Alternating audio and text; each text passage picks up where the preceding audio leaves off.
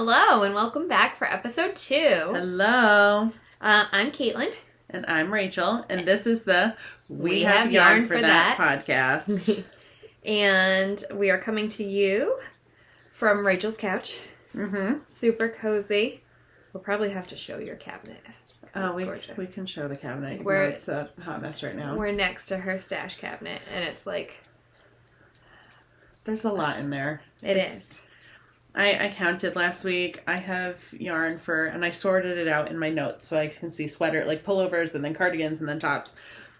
20-ish tops and 20-ish shawls.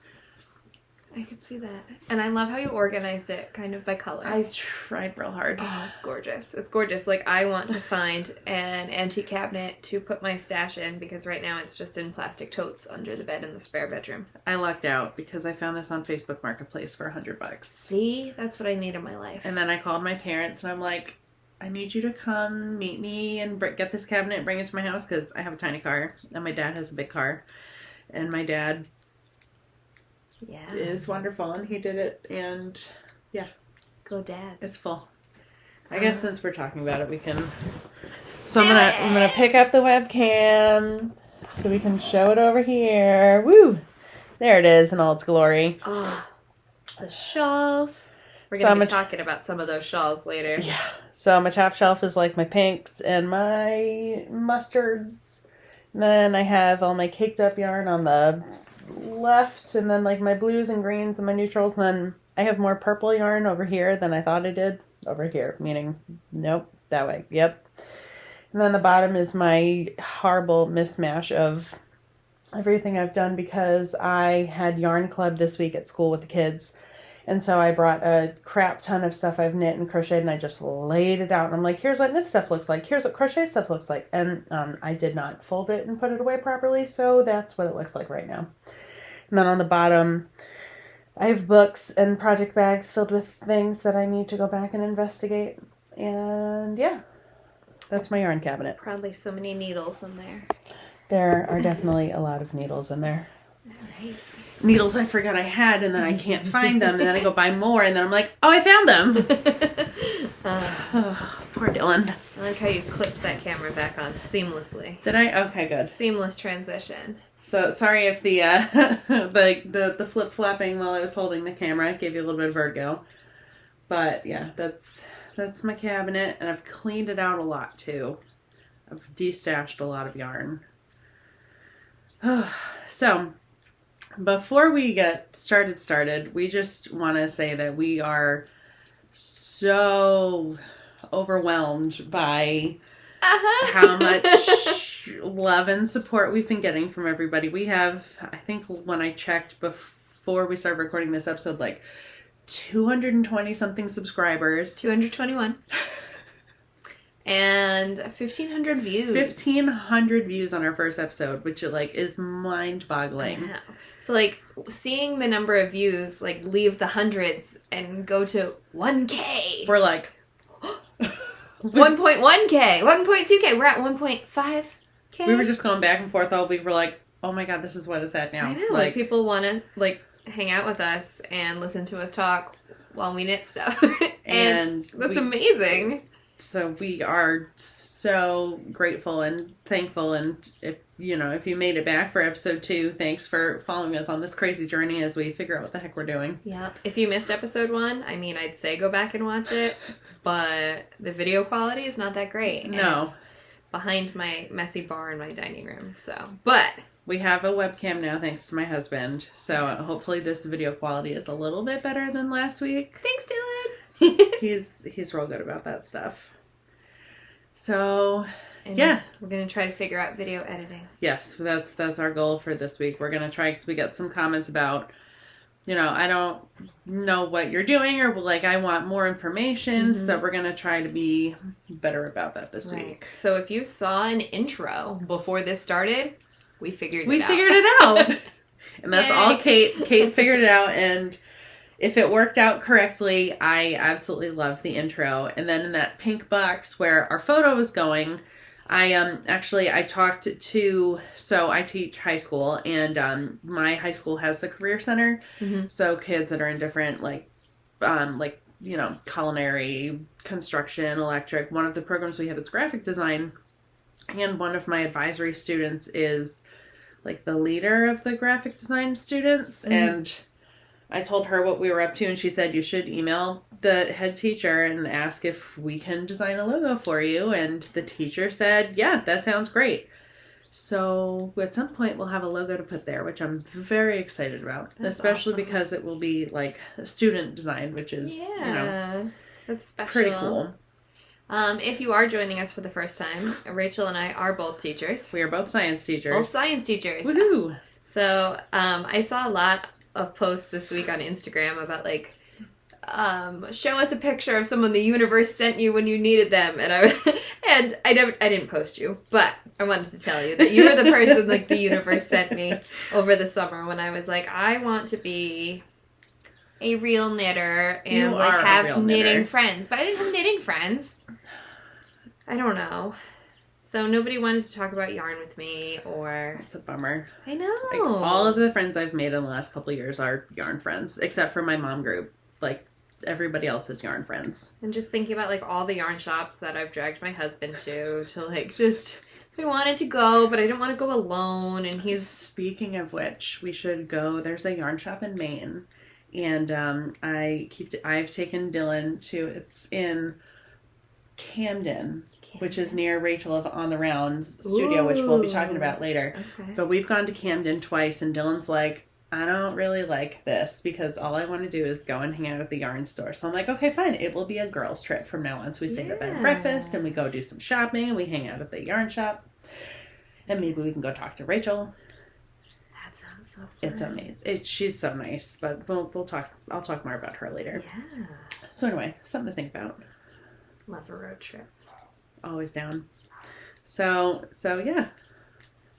What are you wearing? I finished my Into the Woods sweater, so oh my god, I love it. So speaking of things that live in my cabinet, I started this September 2021, and then it lived in one of those bags down there at the bottom of my cabinet for a year, and then I was going through my stash, and I'm like, oh yeah, that's sweater. And so I finished it, and I don't think I ever want to take it off. It's worsted weight. And it's so cozy. So this is On the Rounds yarn. As I said, we would come back and talk about Rachel later. So I love her yarn. I have quite a bit of her yarn in my stash. And this is her everyday worsted base in the colors Pressed Petal, which you'll see is one of my favorite colors. Like this shade of pink. The light isn't really doing it justice, but it's like a real pretty like blushy pink, and there's some purple in it. Mm-hmm. And then the gold is called Honeycomb. And it's really squishy and cozy, and I've already worn it 3 times this week. And there's some gold in the main colorway. There is some gold in the main colorway, some speckles that ties it in really nice. It's just good, and I'm really glad I went with yellow for my happy little trees instead of purple, because that's what I was originally leaning towards. I think it just makes it. So this is Into the Woods by Melanie Hoffmann, and I love it. She also has the Into the Woods socks. But I think everybody should make one of these. It's the little trees are finicky, but she has a video. So I love it. What are you wearing? You got 2 things on. You forgot to tell them about your earrings. Oh, my earrings. Oh. I wasn't going to. So these are my Birdie Parker earrings that I got at Wool & Folk. Actually, all the stuff I got at Wool & Folk I have out today. So these are my Birdie Parker earrings. I forget the style. You can't really... Maybe do a flat hand. I'm trying to... It's the glare off the camera. So it's a piece of metal that's bent, and it's got the knit pattern on it. But I forget the name of these earrings, but I really wanted a pair of Birdie Parker earrings from Wool & Folk, and so that was my mission at Wool & Folk. And I am very happy with how it ended, and I've also worn these quite a bit this week. And they're really cute. Like they're good shape, and they're like nice and loose. They do get caught on things, so you have to make sure you're being careful about putting them on, but I really, really, really like them. When I figure out what style they are, we will put it in the show notes below. They're super fun. And it so it looks almost like on the bottom side that they have knit stitches on them. And so yeah, it's like a knit. It's she does laser engraving. Cool. So it's like lasered into the metal, and then she hammers the metal, so it's like a concave piece on the bottom. I really like them. It's super cool. Am I wearing anything else I need to talk about? No. No. So tell us about the two things. Oh, if you hear things, I'm sorry. My cat is a jerk. He's climbing into one of the bags I brought over. Yeah, because he's completely in there. Cats and bags. He's cute. He's cute. So I'm wearing a shawl that I finished this past spring called the Breathe in Hope Shawl by Casapinka. Which I see pictures of it and I don't love it, but Kate's yarn choices are just so good. So I think I really need to open myself up to making one of these. I think you like it because it's pinks and purples. I do like it because it's pinks and purples, but the wrong yarn can really change how you look at a pattern. That's true. This is definitely the right yarn for this pattern. And the yarn I used is from a local yarn shop in Rhode Island, the Mermaid's Purl. So this was the 2020 local yarn shop shawl, I think. I think it was 20. I think it was before that. It was definitely pre-pandemic. I think it was 2019, maybe. Yeah. Shadow facts! I don't know, because I remember... I should look it up. Oh, you know what? Well, you talk. I will look it up. Because I think I purchased the yarn online. I don't know. You could be right. Maybe it was 2019. Because maybe I didn't participate in 2020 because you couldn't really go shop. But anyway, so this was from the Mermaid's Purl. It's cake wool, I believe, whatever the white is called. I don't know. I couldn't find it on their site anymore. But it's a white color. And the pinky purple bluey speckly color is a Mermaid's Purl exclusive dyed for them. It's gorgeous. I'm not sure if this specific yarn is still there. I think you're right. April 2020. April 2020. See? But anyway, the whole world was shut down and I wanted a project. And that's when I started my yarn Instagram the first time. And then I got imposter syndrome and deleted everything. Because I was like, nobody wants to see me do yarn stuff. Which is so not true. No, because I'm learning that there are people who want to see me do yarn stuff. And like watch me talk about yarn stuff. And follow. 1,500 of you, according to the YouTube. If you're real people. If you're real. But anyway, I love these colors. Since doing this shawl, there have been other yarn dyers that came out with exclusive colors for Mermaid's Purl. Like they just have a Labiana May one that they just got. They have Spincycle.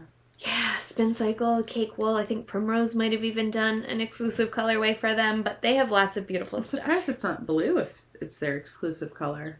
You know, I have another skein of this at home that I had gotten for a Pennington pullover, which is just, it's a short sleeve color work yoke, and that is more blue. So for this one, I picked one with more pinks and purples. But yes, it wasn't totally beachy vibes. But so this looks super complicated. I thought so anyway. But all it is you use one color at a time. You use 2 skeins of fingering weight yarn. And the color work is created with slip stitches. And some places, I think over here, like all this funky stuff, you knit one below. So it pulls the stitch up and it makes it look more complicated than it really is. Casapinka has some really great she does textures and stitches. And I would say it's squishy. It's lightweight because it's fingering, but it's got a good squish to it. It's cozy. We'll come back. We're going to talk about squishy shawls later. Yes. Another thing I'm wearing, this is my Felix pullover. I love it. This is in West Yorkshire Spinners, the Croft. It's like their tweed. And the colorway Couldn't quite remember. Begins with a D. It's in my show notes. But it's a tweed. It's a little scratchy. I haven't blocked it yet. There is a lacy pattern here right along the raglan lines. Is it superwash? I thought all their yarn was not superwash. It's not superwash. So then blocking it should be fine. Superwash grows significantly more than non-superwash when you block it. I thought it was the other way. That's why I knit things so much smaller than I need them, because I know I knit loose and I don't gauge swatch because I'm a terrible knitter and I just know that they're going to grow. Okay, so this probably won't grow when I wash and it. It will soften up too. Yeah, because it's a little itchy, but it's not super close to the skin. I'm wearing it right close to my skin right now, but it's so pretty. Thank you. The color just is so good. It's hard. This is one of my colors. Actually, from here, like, my color looks a little bit more accurate, but it's seeing these things in person is just, it's so different. Yes. And the last thing I'm wearing is my Katrinkles earrings.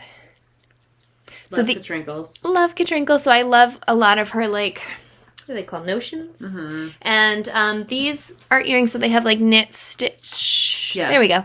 Knit stitches and purl stitches on them. It almost looks like a 1x1 rib. These are translucent. They're iridescent. I would call them, what are they made out of? Acrylic. Acrylic, thank you. There we go. And so they're fun. They kind of take on the color of whatever you're wearing. And they pick up the light a little bit and they blend in with, like, my hair. But I wore them for a podcast day. I sometimes wear them to school. And they're usually, like, a conversation piece. Really? Somebody will be like, oh, what's that? I'm like, well, I'm so glad you asked. This is knit and purl stitches. And let me tell you all about knitting. All about it. All about it. So, what's funny, so I know we mentioned that we're teachers, and we had a professional development day this week at our respective school districts. You did. Oh, I didn't? I did not. You didn't have school? We do not have a PD day on election day. That's why I was like, that sucks to be you. Massachusetts does that, because when I taught in Fall River, we did not get election day off. But no, good thing, I had a migraine, so that would have been terrible if I had to go to school. But no, we do not have to do anything on election day other than vote. Do our civic duty. See, we were talking about how we wish that there would have been, like, a longer lunch break than a half an hour, because just because you work in this district doesn't mean you live in this district and can vote here. So it would have been great if we could have had a break of longer than 30 minutes, So you could have gone to vote. Since there was no prep and whatnot, to do our civic duty. But anyway, I digress. Sorry to burst your bubble. While I was sitting in the auditorium with all the other teachers and listening to our lawyer talk to us about what we can and cannot say and can and cannot do and all those things, there must have been some sort of an incident where they felt that they needed us in person to go over some ground rules or whatever. But it all seemed pretty... It all seems like information that shouldn't have had to be said. Yeah. It seems like stuff that should be common sense. Yes. But something happened somewhere and now they're covering their butts. Yes. That's what it is. It's a CYA situation. Well, anyway, when I was in PD and not at home, I was sitting with some people that I work with, and I'm new to this district that I'm in, so I don't really know everybody that well yet. I still don't know everybody. It's been 3 years. That's true. Your district's big. East Greenwich is kind of small. But anyway, my team's awesome, and then the other 6th grade team, they're awesome, and I'm kind of, like, learning other people around. But somebody was talking about hobbies, and somebody was talking about how they started knitting, and then I was like, excuse me, let me interject into your conversation, because we're sitting in the same area. And then they're like, oh, you know how to knit? And so these women were older than me, and they're like, oh, like, you know how to knit? Yeah. I'm pretty good at it too. Like, I wasn't asked. But so then I started going through my Instagram stories to show them everything I've made, and then she was showing me stuff that she's made. So Did you talk about the podcast? I didn't, but I should have. My students know. I told them, they're like, what's your username? I said, I'm not going to tell you that, but if you find it, then you find it. Then you find it. So my students figured it out because we use my work laptop. Oh. And so when I'm projecting my computer and I have to log in, the choices are my name, and then we have yarn for that. And so a couple kids in the front row in each class are like, what's in we have yarn for that? I was like, oh, that's my knitting podcast. And they're like, you have a podcast? That's cool. I was like, yeah, I'm on YouTube. I'm a YouTuber. And that's really cool when you're 11. It is cool when you're 11. Uh-huh. And some kids were like, but it's about yarn? I was like, yeah, sure is. And I was like, say nothing. I grade you. You do not piss off the one who gives you the grades. No, you don't bite the hand that feeds you. You don't piss off the one who grades you. Although, last year, because I said I teach at a school where we have a career and tech center. Mm-hmm. A lot of my kids are in the culinary program. And last year, one of my kids came into class with cookies. And I'm like, ooh. And it was like the last cookie. And I'm like, if you give me the cookie, I'll give everybody a 2-point bonus on the test. I did get a cookie, and I did give them all a 2-point bonus on the Good for test. I'm you. like, but this is not me bribing you. No. This is just called I really wanted a cookie. Right? And you Making it equitable. You created a curve. A 2-point curve. A 2-point curve. I'm sure it didn't really make or break anything. It didn't really make or break anything. It seemed like a big deal, I'm sure. The cookie was good. What kind was it? Do you remember? I think it was like a chocolate chip, like waffle-y kind of cookie. It was good. That's cool. That is cool. We have a career life skills class, and the woman who teaches it actually goes to our fave local yarn shop, Skane. I don't want to say her name because I'm not sure if she's cool with that. But anyway, they do sewing and they do baking. And the kids were making all different types of sugar cookies and like bringing them around to us in little bags. And they give them to the teachers? They make them, and then they decide like which teachers that day are going to get cookies. And they bring you like a bag of warm cookies, which is so cute, except I can't eat them. Oh, yeah, that's a bummer. So... No, they walk around with food. They don't normally share, which is why I said I would give them all 2 points if they... Yeah. And I told my students this year, and they're like, I'll make you cookies, I'll do this. I'm like, no. It had to happen organically. It was one of those things, I'm like, it does not work. We do not bribe the teacher for points. It was just something that happened to come up. But yeah, they're adorable. But so they're so 6th graders, they're still like super eager to please. Yeah. And so they brought all their teachers warm cookies and then took some home for their families. That's so cute. And it breaks my heart to be like, I'm sorry, I can't have them. Well, no, I just say thank you so much. It's and I smell them and I'm like, oh my God, these smell so good. But then it's like, they're like, go ahead, try it right now. I want to see like your first reaction. And then I have to say, I'm sorry, I can't eat maybe them. That's something you could talk with her about, because that's definitely a skill. They do it on the Great British Bake Off where they have to use the almond flour and things. That's true. I wonder if that would be an allergen issue. No. Well, there's other options other than almond flour. I think I probably mentioned it in the first podcast, but I'm gluten and dairy free. I have really severe sensitivities, and nothing good happens if I consume dairy or gluten. Like tight joints, digestive issues, migraines. It's not brain fog. It's not good. But yeah, I would love to eat those cookies.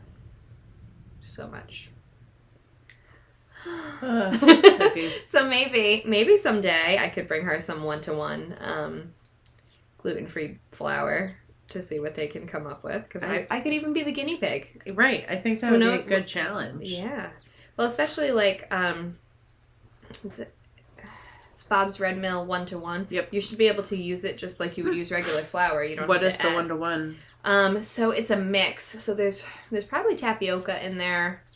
There's xanthan gum. Sometimes phylum husk. Like ingredients that are. That doesn't bother your stomach, because my dietitian told me like, oh no, that's different from. I'm thinking of the chocolate substitute. Sometimes that one can be hard on my stomach. Carob, that one. Gotcha. I'm not sure if I've had that. I'm usually okay with dark chocolate, like the Enjoy Life, the allergen-free ones that don't have dairy in them. They're expensive, but they're delicious. Yeah. So anyway, I guess that's enough about our stomach issues, because my stomach keeps growling. They suck, but yes, we know what is and is not good for our stomachs. But I really want some cookies now. I know. Same. What are you working on? What am I working on? So this is my first Rhinebeck purchase that I'm working with. So I didn't show this last time because I totally forgot. So we went to the Perfect Blend yarn shop is it in Saugerties? I think it might be or Woodstock. No, it's the yarn shop that's near Rhinebeck. I think it's maybe Saugerties. It's Woodstock. It's somewhere over there. But we went there because some of us got there earlier on Thursday, and so we had some time to kill, and we're like, cool, let's go to the yarn store. And then we went to the yarn store and we got lunch. And the Perfect Blend, they actually sell like teas and stuff, which is why they're the Perfect Blend. Yarn and Tea Shop, I think they're called, or whatever. Something. Yeah. But they also sell yarn, and they were having an Emma's yarn trunk show, and Emma was there, and Emma's like really young. Yeah? Yeah. I was like, wow, she's very, very nice. So they're having an Emma's yarn trunk show, and so I was with my friend Kaitlyn, who I mentioned last week. I'm just going to give her a shout out every week because she said she gets really happy when we give her shout outs. So I'm just going to shout out Kaitlyn every week. So here's, hi Kaitlyn. Here's your shout out for this week. So we were looking at all the yarn and we're like, oh, like things and stuff and pretty. And Kaitlyn was talking about how one of her advents, you know, they had a cowl pattern there that we both really liked. And it uses mini skeins and uses skein of mohair. And we're like, ooh. So we were looking at mini sets and we're like, no. So I think Kaitlyn wound up getting a skein of mohair. She got a skein of mohair to use with a part of one of her advents. And I got a skein of mohair to use with some Oopsie minis that my friend Katie sent me. So these are Sorella minis. Oopsie minis. So I don't know what color they were supposed to be. And then here's the last color. So it's like a dark brownish color. But so this is called the Cooma Cowl. It's so pretty. And it's 5 minis. You don't even use the whole mini. And a skein of mohair. I started this on Tuesday while I was in bed with a migraine. And if I hadn't started my other whip last night, this would have been done in like 2 days. It's a really quick, easy project. And I don't normally love mohair, but Emma's mohair it's a really nice base. This is a really nice, soft, not itchy mohair. So I will definitely, if I have a need for mohair going forward, we'll be sticking with Emma's mohair. Good. It's so nice. It doesn't have that like sticky. Like if you know, you know. The stickiness, it gets stuck on your hands. Yeah, this is not feel good. This doesn't do that. I'm not covered in mohair. Yeah, I noticed that. You're not like your jeans aren't covered in fur. It does happen with Surrey, but I love the Surrey. So yeah. But it's a super quick, if you have 5 mini skeins laying around, you're like, what the heck do I do with all these minis? Because I know I'm in that boat a lot, or you have scraps. Leftovers? Yeah, scraps. This is a great pattern. So it's called the Cooma Cowl. Oh. I forget exactly who it's by. I should have written down her name. And there's like a mohair break between each color. So there's a mohair break between each color. So that's what these little stripes are. You do 2 rows with just the mohair before you go into the next color. So this will be in the pattern notes below. It's a great use for minis. It's a great use for an advent, which is something we'll be coming back to later. And I will definitely probably have this finished by tomorrow morning, and I will be wearing it. Yes. It looks like it's going to be so soft. I am so excited. And I also need to not drop stitches because it's already happened a couple times. The struggle. Those stupid stitches. What you doing? So I'm still working on my Weekender Light. It's a good potato chip project while we're doing this. I think this is going to be my podcast. Yeah. Because I haven't touched it since. That's okay. So it is in Fino, right? Yeah. Yeah. Is that Malabrigo or Manos? Manos del Uruguay. Fino. I forgot the name of the color. But it's like a gorgeous, like rusty red. Red, orange. That it's not, I feel like the camera's making it look brighter than it actually is. It is. It's a nice, like, rusty red. It's very... That didn't make it better. Fino's really, really nice if you haven't squished Fino before. Oh, it is. It's got, I think, silk in it. Does it? I think so. Let me pull it Oh, I already pulled the centers out. I'm gonna Google it, because I didn't think it did, but I might be wrong. It's bougie. Nothing wrong with a bougie yarn. It's bougie yarn. Love it. It's going to feel so good when it's finished, if I ever finish it. You will finish it. So I'm in my last test knit. What were you saying before that? I wanted to say, so we were talking about Kaitlyn, New Jersey knitter Kaitlyn. Kaitlyn's Knit Knacks on Instagram. She has been vending again recently. Oh, yes. In Jersey. So if you're in the Jersey area, go check her out. She makes the cutest beanies. She made us a family set a couple years ago because I didn't want to make hats. Ooh, and I have another one of her hats I can show right now. Yes. It does have silk in it. You're right. There's silk in it. That's why it feels so soft. Go get that hat. Kaitlyn does shows, and where is it? It's somewhere. Kaitlyn does shows, and she has one coming up. Or just had one. Here it is. Just had one recently. I know she had one recently. She might have another one coming. So Kaitlyn loves to knit beanies, and I am slowly jumping on board the beanie train. But she showed me this pattern, and I said, I need one. And so cool. It's so cool. It's so cute. It's so squishy. I love this like white fluffy. Yeah. Is it like an art yarn type? No. No. I forget. It's if I asked her. I would go, oh yeah, that's what it is. Yeah. I don't remember what it is. It's adorable. But it's super cute. Looks like leopard pattern. I love leopard print. And Yeah. I have a comment about leopard that And I the can't cutest say little- on the podcast, but it's really funny. Tell me later. Cutest little pom-pom on there. But she makes like, the cutest stuff. Pumpkins too. Oh. The Yes, pumpkins. the pumpkins. She knits pumpkins. So if you're in the market for beanies for your family and you don't want to knit them because, hi, that's me, then Kaitlyn is your person. So go check her out. Go check her out. And the Kaitlyn is spelled the same way I spell Kaitlyn. Yes. So it's Kaitlyn. So many ways to spell The Kaitlyn. correct way. Well then. If I say so myself. I think this is a Purl now. So... Oh, my other thing I'm working on. are we going to talk about other whips too? Shall I Yes. pull this one out? Yes. Whip out that whip. Whip out the whip. Whipping out the whips. Shoot, that was not a Purl stitch. That was the beginning of my round. You sort your situation and I'll talk about this and we'll reconvene in a couple of minutes. So, I am working on another sweater in On the Round Yarn. This is going to be a shop sample for Skein Yarn Shop, which is our local yarn store. So, I was supposed to have this done before Rhinebeck, but then I got COVID and I didn't want to touch it with COVID germs. So, here we are. A little bit late, but it's fine. Stupid COVID. Like, just look at these colors. So this is On the Round. This is her plush DK base, which is so stinking soft. It's not even funny.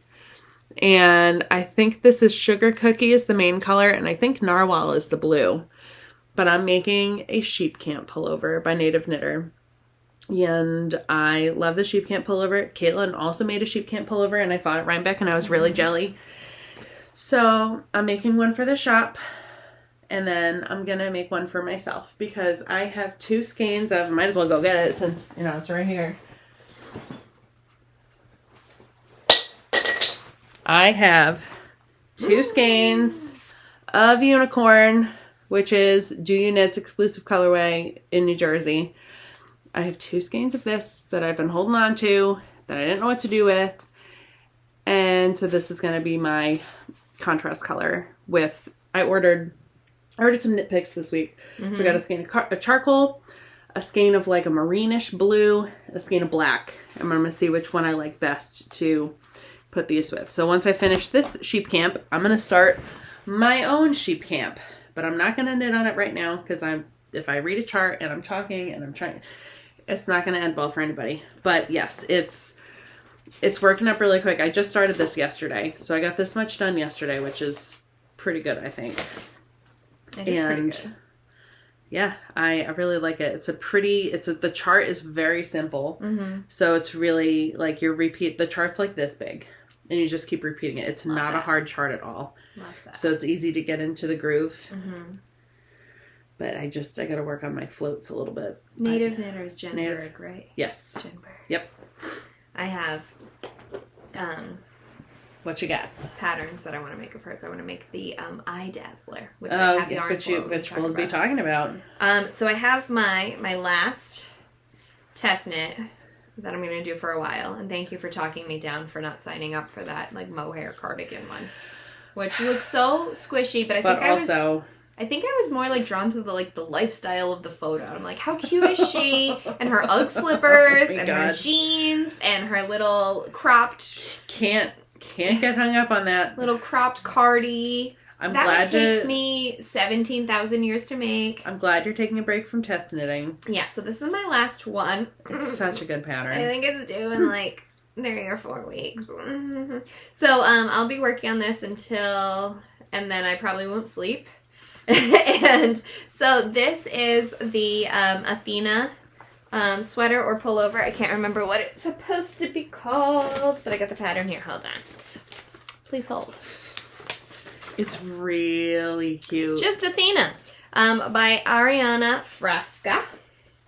This I know I printed it in black and white. I'm so sorry. But it's so cute. It has like these really fun raglans that are like zigzags, and then it goes all the way down the side. So I will also be making this eventually at some point because I have yarn for that in my cupboard somewhere. We've got yarn for that. We sure do. So I had yarn for this in my stash. And so when the test knit call came out, I couldn't wait to make it. But, like, I really should have just waited.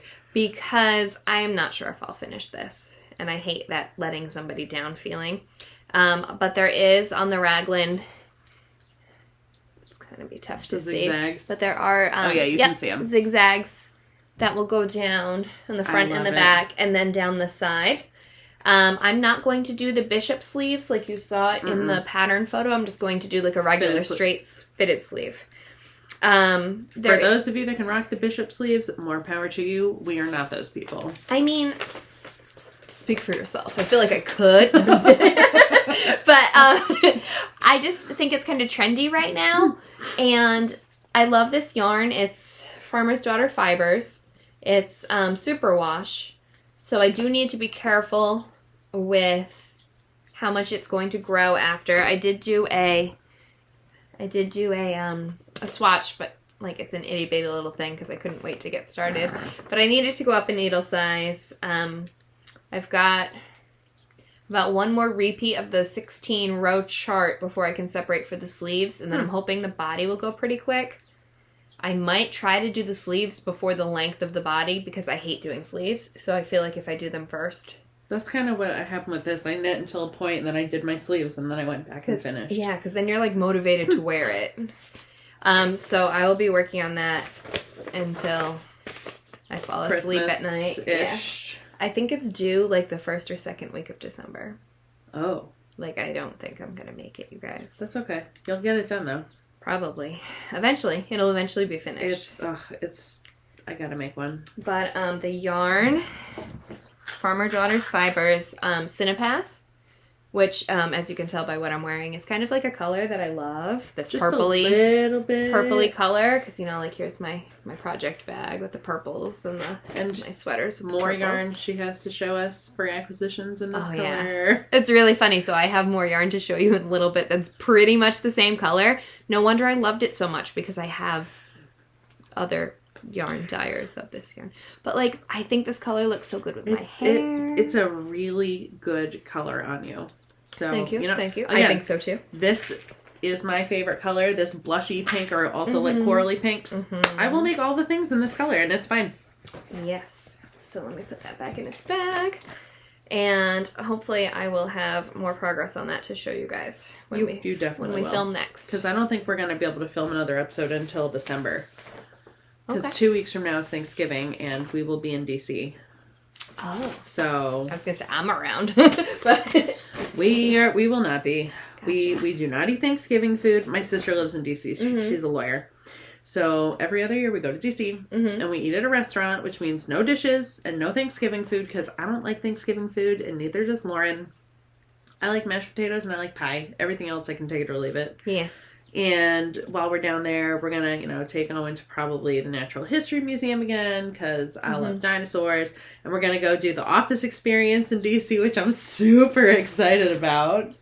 We get to go take pictures with Kevin's pot of chili being dumped, and they have all the desks set up. I'll send you lots of pictures. Phyllis is loving me. Yes. Yes. Oh my gosh. I'm so excited. And then hopefully one of my college roommates lives in that area, so we usually see her while we're down there. She just had a baby. So I'm hoping it works out that we can see her, but if it doesn't, we'll be back down in, I don't know, February probably. Gotcha. So, yeah, I will not be here Thanksgiving weekend. Gotcha. I'll be around. But, what I wanted to show you is this might be the teacher in me. And I did make mistakes. So the pattern. What is this? So the pattern for the increases, for the rounds, you have to pay attention to what round you're on. Oh. To know if you're doing a lace pattern and then increasing with make one lefts and make one rights, or if you're not. So she had it written out in a little paragraph. And I was like, that's confusing. I'm not going to remember when to make one left, make one right. You really just do it before and after your stitch markers. Slip a stitch marker, make one left, do whatever is required of you, make one right, slip the stitch marker. After doing it, it made sense, but I had to write it all out. like, follow lace pattern B, then slip a marker, make one left. And I did it in different colors. Oh my god. And then these, ignore this because this is all messy. But, like, so then I can cross them off as I go. And it made sense to me because I couldn't wrap my brain around it. And another thing, this is embarrassing to admit, but, like, so a raglan sweater. There's 4 raglan seams. Because I had started it flat, I had my 2 raglan seams with the lace pattern started. And then I did all my, like, short rows, and I joined in the round, and they're like, oh, the pattern says you should have this many stitches, and I'm like, oh, I've got 20 extra. What did I do? Well, those 20 extra are the, the other front raglan. Oh. That, I don't know if I was tired or what, but, like, I could not wrap my mind around that for the longest time, and then I was like, wow, you've made sweaters. That always throws me though. I've made a couple where it's like you knit flat and then you join it, and it always like my very V-neck raglan. The V is supposed to be like way down here, and to make it school appropriate, I had to cut it short. And then I'm like, wait, how do I adjust this? And it's I don't know how to construct a sweater apparently, but that's how I felt. It's confusing. But that's all I got that I'm working on. Yeah, that's it. And I have my Astrid pillow still, but I'm holding on to my class for that is next Saturday is class 1. So I'm holding off on finishing that because I kind of want to finish it with the class so I can show how to like seam it and everything. But it will get done. So that's it for active whips at the moment. Active whips, yeah. I have other stuff that's like deep whip. Oh, hi, cabinet full of deep whips. I have a list. I know what's in what bag. It will get done at some point eventually. I have some socks that I started making for my mom. Hi, Mom. Last winter. Finished one, put it on her footsie, fit her perfect. Didn't make the second one? No, second one's done. I just have to kitchen her the toe together. Really? But at this point, they're going to be a Christmas gift. Oh, there you go. It just needs like 10 minutes of my time. But I forgot about them. And then I dug out a bag of bags and I found them in there. And I was like, that's why I went through and I inventoried my bags. So I have a whole note on my phone of this is in this bag, this is in this bag. That's smart. I should have included it's this size needles and they are or are not attached to the project. So I know where my needles are because I keep losing them. Yeah, I do that too. And then I'm like, I'll just get new ones. And then I do. And then I'm like, I still can't find needles. Let's get new ones. Oh, speaking of needles. So I got these because Angie loves Addie needles. Those are the... You got them. Yes, I did. So Angie, our friend Angie loves Addie needles but hates the Addie cords. So she got Lori, who's the owner of Skein, to order some. These are the unicorn needles. Which one? Hi, unicorn. I'm gonna buy it anyway. But so they have this fun texture to them, which is fun to knit with. But the cords are 1 pink and 2 flexible like Chow Goo cords. So I got a pair. I love my Chow Goos too, but I wanted to try these because I take my knitting with me everywhere I go. And I took it to PPAC when we went to go see a show. My husband and I have season tickets for the Broadway series here at our local theater. And I took my knitting. And he got mad at me because he could hear the whole time. So Angie said that Addie needles don't have that brushed finish to them, so it might be less annoying to listen to. Although this with the texture, I think is going to be just as annoying to listen to. That's really. But whatever. That's funny because I like them. Is the point of the story. After that conversation, I asked Ralph. I was like, wow, because like we watch TV on the weekends at night, and he has like. Sometimes he'll eat his snacks, and I'm, like, over here knitting. Sometimes I eat snacks, too. Not gonna lie. Like, clearly I snack. But, I asked him if he ever noticed, like, the sound of my knitting needles before, because I don't think I've ever, like, registered it as noise, but there's a little bit of a click there. And he's like, yeah, I've noticed. I was like, is it annoying? Like, does it bother you? And he's like, no. And I'm like, huh. Dylan said it doesn't bother him, but when I'm doing it, like, the climactic moment of the song, and that's all he can hear, he gets annoyed. So was it, like, and also, like, wondering if people around you were hearing it, too, and, like, I'm with the woman who's making noise, who brought her own activity to this performance. I didn't get any comments, but I took it to the first show, And then I didn't take it to either of the... So we've been to 3 shows so far this year. Mm-hmm. I took it to the first show. I haven't taken it to the second 2 shows. But I was standing at intermission and knitting because I brought my Tulipa sweater with me. Mm-hmm. And I got lots of, oh, what are you doing? Oh, what's that? Oh, wow, you're making a sweater? Blah, blah, blah. I got that, but I didn't get any, oh my god, I hear your needles. Okay. So. I want to try those. Do you find that they're sharp enough? The Addies? Yeah. They are not as sharp. Okay. But sometimes I feel like it might be a good thing because I have put holes in my fingers with my Chuggoos. Yeah. With some needles, like the tiny ones. Yeah. So I got the size 6 because I feel like that's a pretty default size for me. So the sheep camp is supposed to be on a 7 and a 6. I went down in needle size to a 6 and a 5 for the ribbing because I knit loose, and I like them. They're definitely not as sharp, but when you're working with a thicker yarn, it's not as big of a deal. I'll put them on my Christmas list. Do it. I would like to try them for something. I like them. So. I guess I'm going to say, speaking of my Christmas list, my mother-in-law is already asking, like, what I want for Christmas. My mother-in-law is the woman who taught me how to knit, about, 8 years ago or so. Her name is Sherry. Sherry would like to be mentioned in the podcast by name. Sherry Lynn Bakari. And she's a wonderful woman. Super nonna to Breezy B. And so if you're wondering what I would like for Christmas, I would like some Addie unicorn needles. Which you can get at Skane. In East Greenwich. Lori, Justine, Dawn, if she's there, they'll help you find them. And if not, they will order them. Size 4 or size 5, please. 32-inch cord. Please and thank you, Sherry. Love you lots. See, I don't have anybody in my family that yarns other than my sister, so I don't ask for yarn things because I would rather do it myself. Yeah. So Sherry knows, she's been to Skane with me a couple times, and Mermaid's Purl a lot. She introduced me to Mermaid's Purl. Oh, really? And she's kind of more of a seasonal knitter. So, in the winter, when it's kind of cold and cozy, and have something to do, and, watching a movie or whatever, because you're inside a lot more, and she likes to stay busy. So we will see if she breaks out her needles this winter and what she'll make. But, yeah. My mom's a lefty, so she can't knit. Well, she could, but she was always told when she was younger that, I'm sorry, I can't teach you because you're left-handed. Mm-hmm.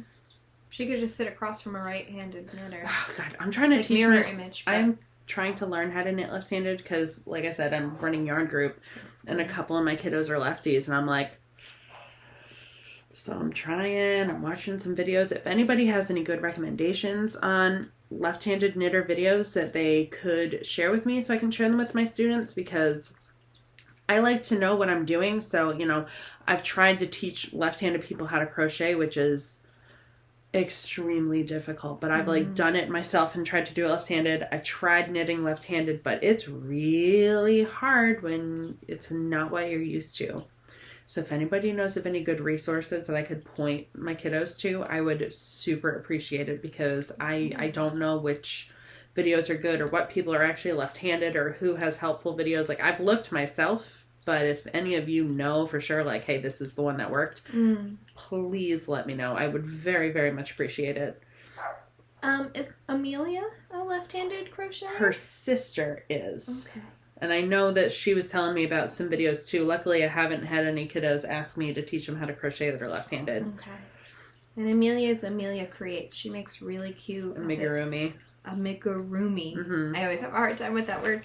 But super, super cute. I think she just came out with a narwhal. She got a narwhal and an elephant, and she busts them out. She sat next to me at our very first Fiber Foodies event, and I watched her in the course of, we were there for, an hour and a half, and she completed an entire, I forgot what the animal was, but she finished the whole thing.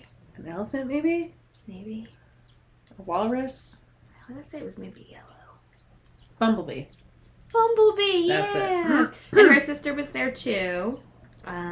So, we look forward to seeing you at a future Fiber Foodie meetup, Amelia, if you're watching this. So well, maybe you'll be home from let me in know December. when you're home, and I'll see if we can work in a date that's around that. Maybe I'm thinking the December one will probably be on Christmas break because. What else are we gonna do? Well, it'll have to be the 26th or 27th because after that I'm gonna be miserable for 2 weeks. I have to have surgery on my nose, and that's on the 28th. So our December meetup will be on the 26th or 27th, or no, it'll be on the 26th or 27th. Sounds good. So the 26th will be a Sunday. 27th is so, Monday. Okay, maybe the Monday then. I down. feel like most people are like it's a really low key week, even like for Dylan that week. Okay. So maybe we can figure out something for the Monday. I know Ralph's home. His Is Christmas on a Sunday this year? Christmas is Or wait. No, because my surgery's on a Wednesday. 28, Okay. 27. So 26th a Monday, 27th a Tuesday. So the Monday or the Tuesday, we will be doing something because then I will be sad and cranky for 2 weeks. Dude, when is your last day of school before Christmas vacation? We already had this discussion, remember? Because you get out like a week earlier than we do in June. Yeah, but I don't remember when you get we out. We get for Christmas out break. on the Thursday. Yeah, we go to school the Friday. Yeah, we don't. So I guess between election day and then this Friday and whatever other days that we go to work and you don't. The day before Thanksgiving. Oh yeah, we have a half day, so I guess that counts as a day. Our last day of school is Tuesday that week. Oh. So our last day right now is the 22nd, which blows, but also high school, like it's finals, so it's not a huge deal versus middle school and elementary school where you don't have finals and the kids are batshit crazy. And they know that nothing counts for a grade. Yeah. Is this going to count? No. How would it ever I tell them yes. Count? Yes, it will count. Yes, it counts. Yes, it's counting. Yep, everything counts. It's not a whose line situation. Everything is not made up and the points do matter. That's true. My kids would have no clue what that means. Oh, I love Whose Line. I do too. I got my sister, my brother, and I tickets to go see Brad and Colin came to Providence years ago. I think it was before I got married. And they came to Providence, so I got the three of us tickets to go to their show, and it was great because we used to watch it together all the time. Okay, so Colin is the really tall guy, right? No, that's Brad. Colin is the shorter, balding one. No, that's Ryan. Ryan. Colin is the shorter, balding one. Who's the black man? Wayne Brady. Wayne Brady. I'm obsessed with Wayne Brady. I love all the songs he busts out. He's got some really good songs. His humor is just, and he's so stinking cute. Ryan and Colin are a toss-up just because they're the OGs, man. Like, they are so good at what they do. Wayne Brady, if you're watching our knitting podcast, you have my heart. We're sending you lots of love from Rhode Island. If you'd like to learn how to knit, we can teach you. Wow, we've gotten really off track. Like, who's your crush on Whose Line is it anyway? I wouldn't say crush. I would say my most admired. That's true. My crush would have been Chip. Love Chip. Chip was the cute one. Okay. He was only on a handful of episodes, though. Gotcha. Sticking with Wayne. But he was also he was the boss on The Office at the Connecticut office that then they were going to close the Connecticut office and then he sold out and went to Staples. That was Chip. No Yeah. way. Okay. Yeah, okay. That was Chip. Okay. Speaking of TV digressions, I just saw a commercial this past Sunday when I was watching football with my husband. What? Office Space. Yeah. You know the boss? He's like, I need you to come in on Saturday. That'd be great. Or whatever. Yeah, I forgot his name. The meme. Yeah. But there is a commercial with him in it. And we both laughed so hard, but he didn't say, his line. Oh, really? No, he didn't. That's like so the Bueller guy, even down. though he's not the greatest, but, you gotta do the Bueller. Yeah. But it was great to see him, we both stopped and we rewound and we watched it again and, laughed. That's awesome. I know. So let's get back on track. Let me pull up our list of 53 minutes into this. Jeez, seriously? What did you finish? So you finished your Finished my sweater. Almost finished this cowl. You gotta show your cowl. I'm sitting on it. I was gonna say, we're not done with FOs yet. Excuse me. She's upside down, but she gorgeous. I love it. So love this down to the wire was my but you did it. most recent test knit completion. Haha. Oh God, I love it so much. My ring's stuck on it. The Fossil Frenzy Cowl by Hunt Hand Knits. Love it. Mary Hunt. She has like a Fossil Frenzy series. She's got the tee. She's got the junior tee. That Kaitlyn made for her niece. Hey, Kaitlyn in New Jersey. She made it for her niece. And so she and I were actually talking about it when she was up for our first Fiber Foodies meetup. And I loved the charts, but I couldn't imagine myself wearing a sweater with like charts around my midsection. At the bottom. If I were to make that, I would move the chart to the bottom. Maybe. And have it just be like down there. Yeah. Because in the middle is like a weird, like but on the bottom, I feel like is an acceptable place to. Yeah. Anyway. And I didn't want to make it for my daughter because she's so tough on her clothes. Ugh. I've made her a hat. Like, she's accessory worthy at this point, but like a garment, she grows so fast and she's so tough on clothes and she's a messy eater. Love her to death. But I didn't want to make her a super special sweater. Just yet. But she is definitely sweater worthy. But anyway, it's got all these dino fossils. It's so good. I gotta. The Stegosaurus is my fave. But I'm definitely, when I do it, I'm definitely gonna go up needle size as a loose knitter because it is a tight fit. She fitted, and it's a one want size it to be a little bit looser. So the pattern does give suggestions for needles for fingering weight, sport weight, and either worsted or DK. Oh, okay. So I used sport weight because I had this color of Spincycle in my stash. And it's perfect. And it was perfect. But when I put this on, you kind of can't really see my fossilies. It's so good though. But here's my Stegosaurus. But anyway, it's super, super soft. Is that the Pashmina? I think it's hair. So my hair. My hair is. I shed like a dog. Also. But anyway, the white natural color is Pashmina. Madeline Tosh Pashmina in Antler. It's their merino cashmere nylon blend. Such a nice base. So soft. And the Spincycle, so the yarn is really doing all the work here. It looks like I used multiple colors to like the untrained knitting eye. But the Spincycle, I had gotten, I lost my little tag. You had it. I had it. If we can't find it, it'll be in the show notes. It was called Eventide. There we go. But I remembered because I brought it, but then I lost it. But anyway, it was Eventide, and I think that's an exclusive colorway for Black Mountain Yarn Shop. Sounds about right. So I know I bought it online. Because you mentioned it last week. I bought 2 skeins of it. Whatever I said last week, same thing. It's 2? It's 1. But I bought 2, so I still have another one. Still have one. If you want a twin. Might take up on that. Or maybe I'll save it for when I make Breezy her sweater someday, because I do want to make the junior.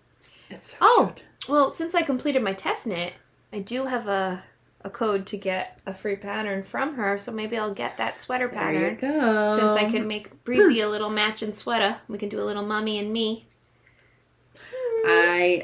So again, Kaitlyn has been making a Synobaby sweater because one of her friends is having a baby, and so I'm gonna make Owen a Synobaby sweater, and I'm gonna make me a Cinnabar sweater, and I finally decided on yarn from my stash. It is also on the round.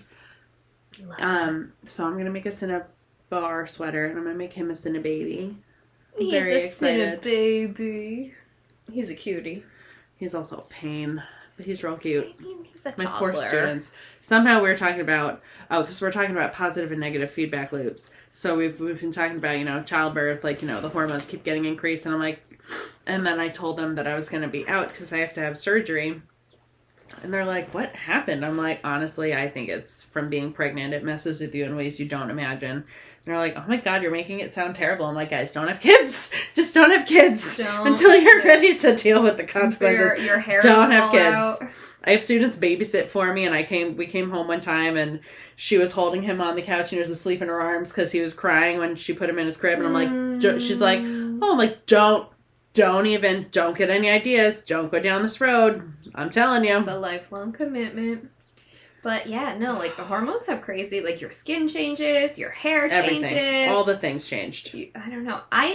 This is going to be way too much information, but I feel like we're all best friends here. So, I feel like my body odor changed. Everything. I feel like I smell different now when I'm sweaty. Everything has changed. Like my body chemistry changed. So I have to have surgery on my nose because there's too much nasal tissue. And like I've always had allergies, but they're even worse now. And my neighbor who's down the street, she's also one of my friends. Mm-hmm. She was like, I swear my nose is like 2 times bigger now than it was before I had kids. And she has 2 kids. And I'm like, it's definitely a thing. It's a thing. It does. I think there is something, if I remember correctly. I'm not sure if it's your nasal passages or something spread so that you can get oxygen. You can get more oxygen. Yeah, but mine's the opposite because I have so much tissue in there now. It's actually blocking my airway, so I can't breathe correctly. Maybe your nose expanded and then contracted. And then didn't. I don't know. Whatever it is, I'm not looking forward to nose surgery, but I am looking forward to being able to smell and taste and breathe properly again. Those are all really good things. Yeah, they're great things that you don't know how much it sucks not to have them until you don't have them. Right. All right. Acquisitions. Do you want to go first and I'll... Okay. So, the first thing I want to talk about is these 3 babies. So I saw a Primrose Yarn Co. story a couple weeks ago. I think it was right before our first podcast. Oh yeah, because I said I impulse purchased this. So she had on sale, Kelsey, I think is her name, Kelsey. Yep. So she had on sale, and I forgot what they're called. Mystery bundles. It's not a mystery bundle. You knew what? It's like the yarn that they don't deem good enough to sell at full price. Like there may be some inconsistencies in the texture or the thickness of the yarn, or maybe the colors didn't come out the way that they had planned. So I'm thinking it might be colors for this one because these are all the same colorway. I don't think they're from the same dye lot, but this is Mystery Date. I love that one. It's got some teal in there. Come on, pick it up. There we go. It's picking it up. A little bit. We gotta work on our... Maybe we'll try the other webcam next time. There we go. That's a little better. So we've got like the blues, the pinks, the purples, the teals. This one is more of the hot pink, but there's some teal in there. And some purple or like wine color. And then that one's like all pink and purple. And this one, is all pink and purple. So again, together... They're all the same color, but you could fade them. Definitely not. But these, I'm not sure which ones, but these are going to grow up to be... I like that. They're going to grow up to be an Eye Dazzler by Jen Berg Native Knits. So that was her pattern released during Rhinebeck weekend. Yep. That I was like, okay, pattern, you're on sale. I know I'm going to make you, so let's hop in my cart real quick. And I wasn't sure what to do for the yarn, but then this showed up. Yeah. I really, really, really want to use this. I love that one. I might alternate. You can like definitely these two. Alternate. Yeah. Because I love that. I just don't know what to do for a... main color? Yeah. Navy? Navy. Ooh. Because that's kind of the same. They're kind of similar colors to this. So I got navy, black, and charcoal. And I'm going to see which one I like the best. Let me know. Keep me posted. I will let you know. Charcoal could be cool too. I was thinking like a natural, but it might be too light. I think it'd be too light. I think you got to go dark. Navy sounds good. I'll let you know. Because Knit Picks is having a big sale right now. So that's why I bought a crap ton of yarn yesterday. Which I'll talk about in our next episode. Yeah. I'm going to have to wait though, because this I know I'm not going to get my needles anytime soon. So maybe I'll get some Christmas yarn. Maybe I'll get a gift certificate. Hint, hint, wink, wink. Here's my wink. Full face. But maybe I'll get some yarn in a navy blue color. Sport weight. Sparkly.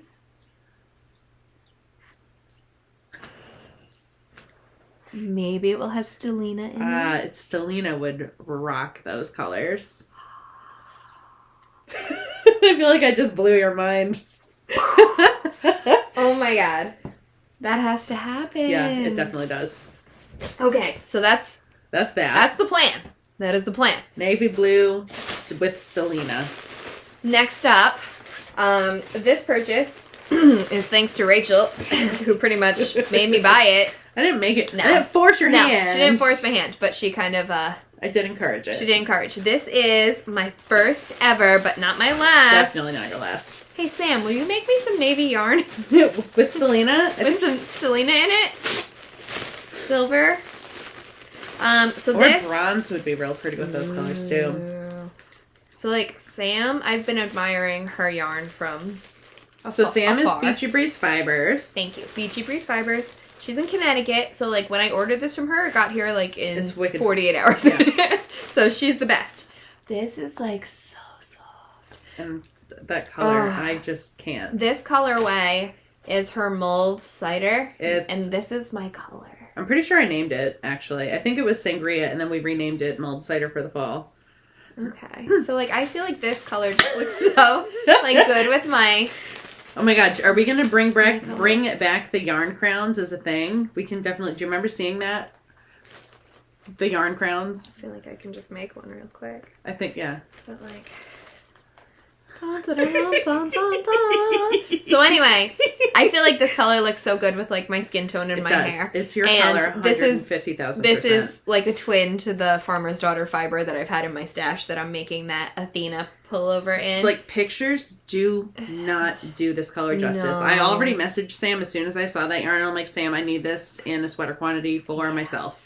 So like it's so good. And it looks beautiful on the computer and it looks beautiful on her Instagram posts. And it's even better in person. But it's almost like it picks up different tones depending on what you pair it with. Yeah. 100,000%. So, and also she had said that another person purchased this mulled cider with cherry blossoms together. We're assuming for color work. I would assume. Because I'm doing color work with this. And what are you going to make? If you follow me on Instagram, and if you don't, you should. Come on. Kait_knits_RI. I put up a poll. I wanted to make 2 patterns. By now, I don't remember the designer, but one was Bridgerton, and the other was Orbits. And this, I think, is going to grow up to be an Orbit sweater. I really like the Bridgerton, but I like Bridgerton, too. But I've been wanting to make an Orbits sweater since that pattern came out. And Orbits got more votes, so I feel like more people are on my side. Well, Bridgerton will need to be made, but... Eventually. And so this is going to grow up to be an Orbit sweater. So good. I think Sam even said that she thought it should be an Orbit sweater, too. And she wrote me a little love note, because she's so stinking cute. And I don't know where If you do not have any of Sam's yarn... This is my first purchase from her, but it won't be my last. The excitement for this sweater knows no bounds. No pressure, though. I've just wanted one, thought it was extremely pretty color work for a while now. Happy making, Heart Sam. So she's so sweet. I hope she comes for our next Fiber Foodies thing. I know it's a bit of a hike. I'm hoping she'll make it to one of them sometime soon. Maybe we could even do something down in, like, Westerly. We could. It's still far. Far for her? Yeah. Because we met up in Mystic last year, and it was still like an hour and a half drive for her. Dang. Yeah. Appreciate your commitment. We love you, Sam. I know. It was great meeting you. And, oh my god, it smells good. It feels good. It's so squishy. I didn't even take it out of this plastic bag until today. Because I was like, it's my precious. It seriously is. Is that the end of your acquisitions, or are we going to talk about your box? You want to see my box? So, this, I love that a little crushed. It's got a little, like, do not open till December 1st string on there, but I've already, opened this. Oh, I thought it actually said do not open until December 1st. So this is my Advent, and I wasn't going to get one, but then, it happened. Had to. Peer pressure. Somebody... Jamie Lomax, PNW Knit Designs, she had posted that she's in partnership with West... It'll tell me when I open the box. Hold on. Winter Skies Advent. Look it up. Pacific West Coast Yarn Co. There we go. So that they were in partnership. My sweater is itchy. I need to block it. Oh my god. But so it talks about what's in there. So this is going to be a Winter Skies Advent knit along. It's gonna be so pretty. And in there you get, so this is their DK one. Oh, okay. So it's going to be DK minis. And you get, I can't read from that far away. I probably need some reading Extra glasses. little gifts on those days. Yeah. So the base is Victoria DK. It's a 4-ply. 8515 superwash extra fine merino and nylon. There's a full, it looks like there's a full size in there too. That would be for the last day. Okay, so it looks like there's going to be some minis and a full size. You get a mini for every day up until Christmas, and then on Christmas you get a big skein. Okay. That's how the 25-day ones normally Gotcha. work. I've never done this before, so I'm excited. I've had an Advent like when I was a little girl, and I would like bust out a piece of chocolate every day. No, these are way better. Yeah. So how to join the knit along, follow the hashtag Winter Skies Advent, and I guess there's going to be a pattern in here somewhere. Or a code. Or a code for one. Don't toss the pattern pieces. Save all the individual pieces of the pattern until the last day for a surprise. Oh. Yeah, so you might... I am Items intrigued. required before you start. You'll need a size 5 needle. Got that. Spare yarn for a provisional cast on. Spare needles for grafting. So I almost wonder if you're making things in separate sections. Pieces and then... And seaming them together for the surprise. Interesting. So, yeah. When you get your first pattern day, select your construction style and get ready to begin working the pattern with the yarn you'll open for the next few days. So this is like a mystery, but it is taking all of my willpower to not rip open all of these little packages. Yeah. And they're numbered with the day you should open them on. So this is 1 and this is 2. So this might have a pattern piece. So this is different from... Oh, because those look like big skein. Oh. Huh. And then these are minis. Interesting. All right, I'm like super intrigued by this. Me too. I want to peek. No peeking. Fine, no. Mom. Fine. Ooh. I can tell you that's probably a stitch marker. It's heavy though. Oh. This is for Christmas Day, the 25th. All right, put it away. So that's probably we're not playing this game. But there's little pieces. Oh my gosh, I'll have to probably put them in order because I bet you that we can do Vlogmas. Do. So we're gonna have to figure out how we want to do that. Maybe like once a week we just meet for like 20 minutes, or we can do no, it's more fun to do it together. Yeah.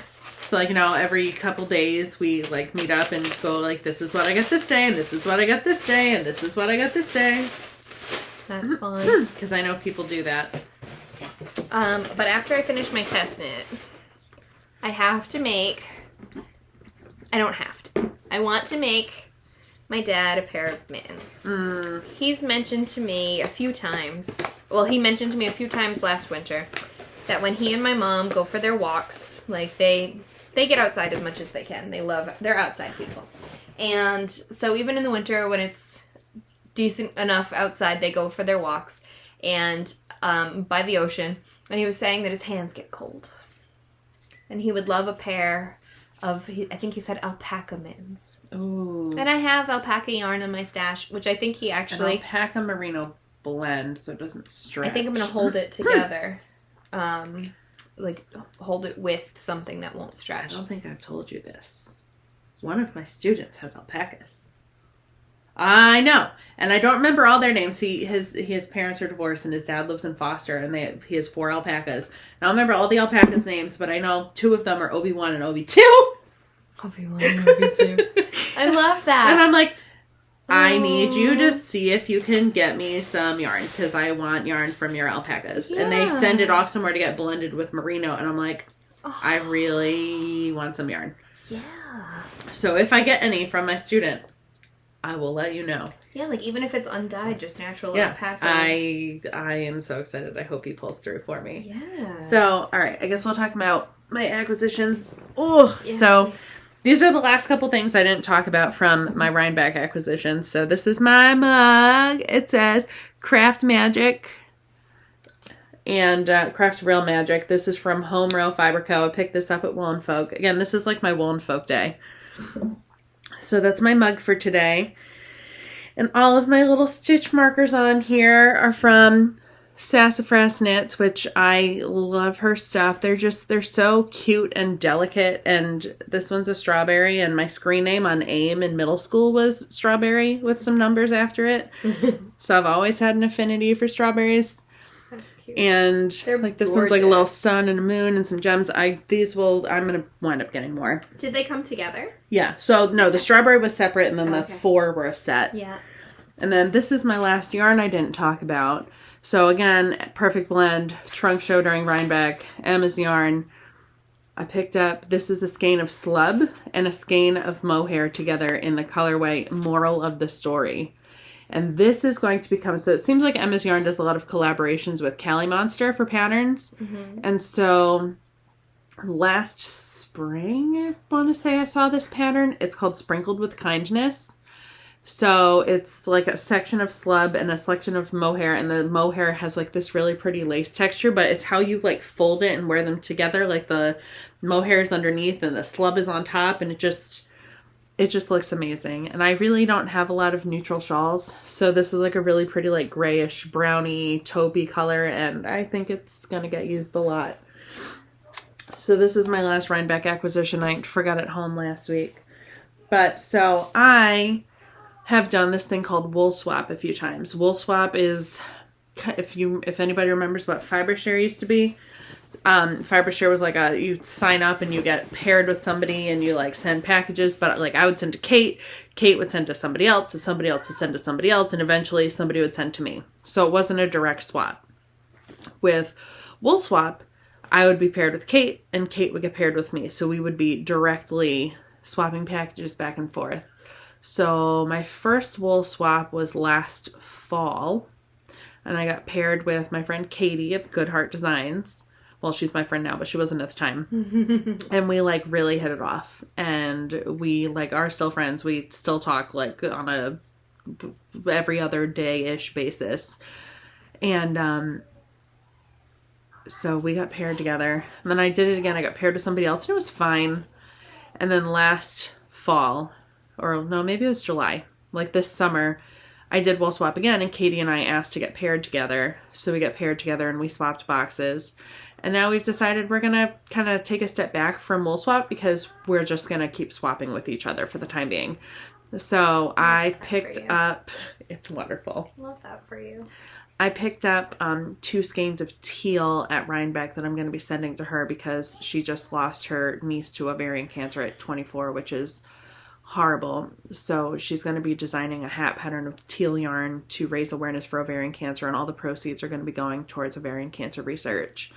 So that's one of the things that's going in her package when I get around to getting the last couple things I want to send it out. But I got my fall package this week, and it was full of so many things. So she sent me some coffee, and if you watched my Instagram, I did a live like unboxing of it. She sent me some coffee aged in bourbon barrels. So I don't normally drink coffee. It is really hard on my stomach. But she said this is really good. So I'll probably have a couple sips. And then I know my husband's going to drink the rest of this. And then she also sent me a little nip of vodka from the same company that does the bourbon that the barrels were used for the coffee. So this is some Montana vodka. Cool. And she sent me some chocolates that are gone. Those didn't last. Some honey, because I love tea. She sent me some tea, which I think is already in my cupboard. Yeah, it's already in my cupboard, so that's somewhere.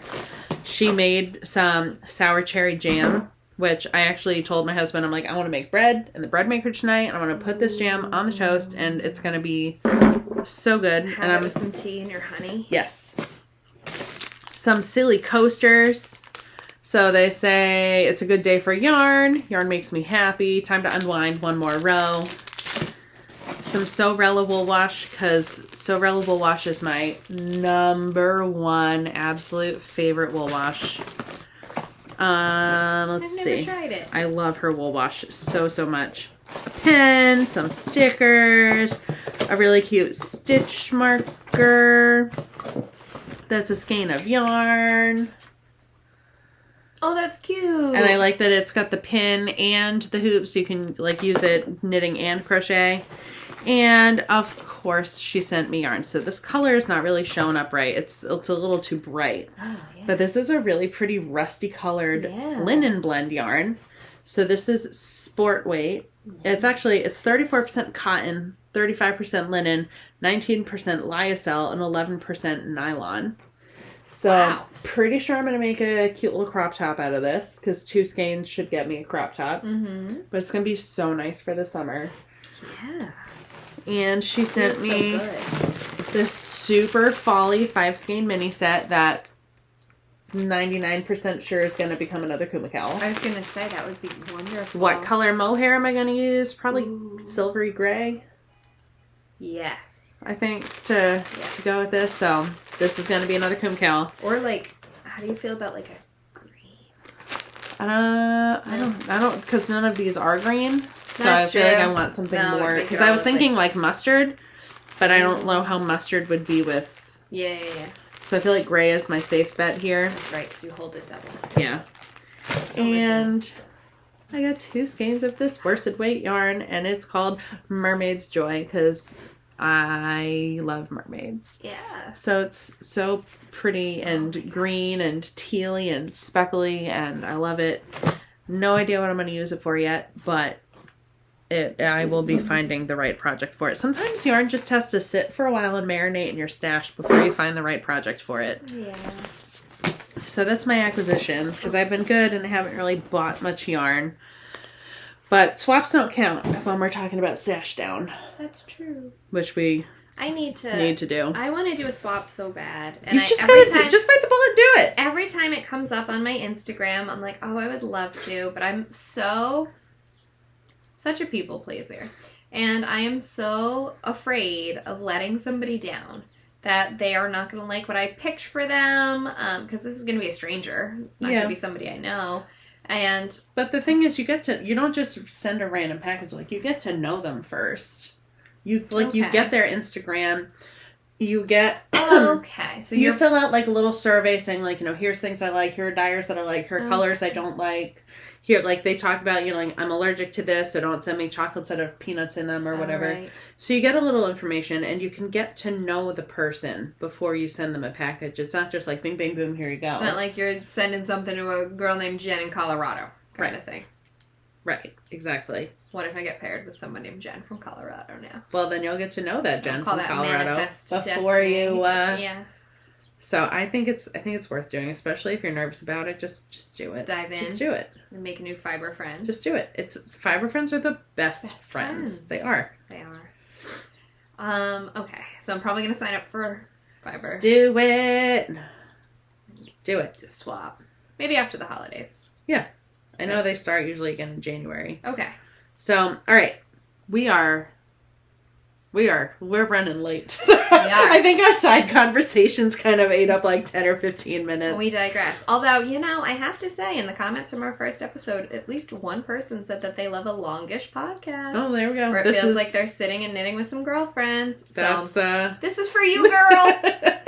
All for you. This was totally planned and intentional. We've got to talk about our questions that came through. So we posted on Instagram. And our Discord. The link for we didn't get any for. So I'll talk about that while you get the questions pulled up. Yep. So we have an Instagram for our podcast. It's We Have Yarn for That.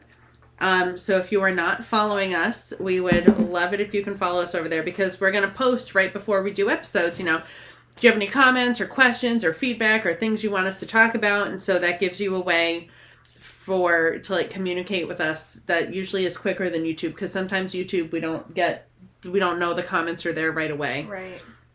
And we also have a Discord, which is semi new to me and is new to you. Mm-hmm. And it's like a place where you can just like hang out and talk to people and share pictures, and there are different like channels. So there are different, like if you're familiar with things on Ravelry, there's like different threads within our Discord. So we have one for like comments and chatter. We have one for sharing finished objects. We have one for sharing works in progress. We have like a general like, hey, get to know you thread. So there's different channels in there.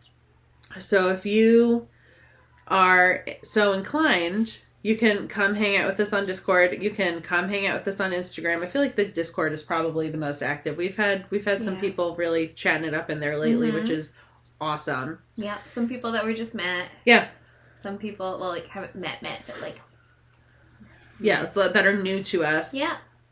So, and yeah. some local people that we know. So here are the questions that we got from our Instagram story. The first question is, what are your top 3 favorite knits of 2022? So I can pull mine out because I prepped ahead of time. The other thing, too, is the questions, like, give us a chance. Like, if there's something you really want to know and we get a question, like, it gives us time to think about it so we can give you a good answer versus if you're, like, you know, if we were doing a live podcast and you throw a question at us and we're like, you know, I don't really know right now. Like, let me come back to that later.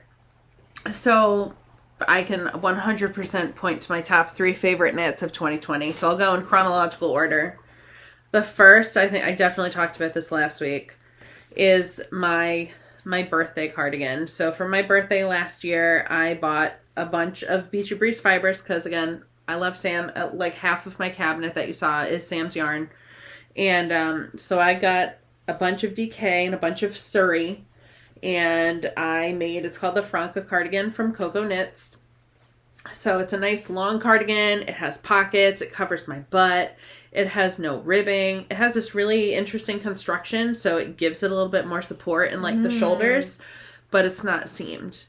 And I adore this. I lived in it last winter. And the color, again, it's not super duper showing up well on here. But it's like this really light pink with some purple in it. This is called Swan Lake. It's Swan Lake DK and Swan Lake Surrey. It's from Sam's winter collection last year. I absolutely love it. And I live in it. And one time I got a compliment that my friend didn't know was a compliment. She's like, oh my God, you made that? I thought you got that at the Gap. It does look Best. like a purchased sweater. Best compliment you can give to somebody about their knitwear.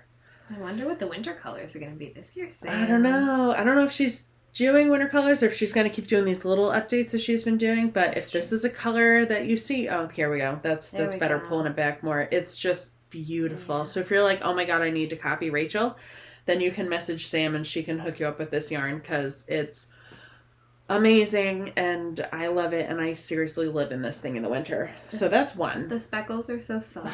So it's gorgeous. So good all the way around. It looks kind of gray on camera, but it's like pinky. It's really not. It's pinkies and purples, but it's really light. Oh, I love this. My second favorite make of 2022, this is my Celeste from Sorry Nordland, and I used Explorer Knits Trastevere. So I love this color. I'm not really a green person, but this is like my kind of green. It's like a really like minty aqua kind of green. Mm-hmm. And this is from her Italy collection, which was 2019. Okay. I think. Maybe 2020. Maybe summer 2020. I don't exactly remember. And how she does collections is, you know, she has a collection and when she hits her cap, like for the pre-order, that's it. And she doesn't really offer those colors again. I ordered different yarn from the Italy collection. I did not order this yarn initially. Mm-hmm. And then I was real sad because I'm like, oh my God, I really love that color. And I thought it might come back in her greatest hits and it did not.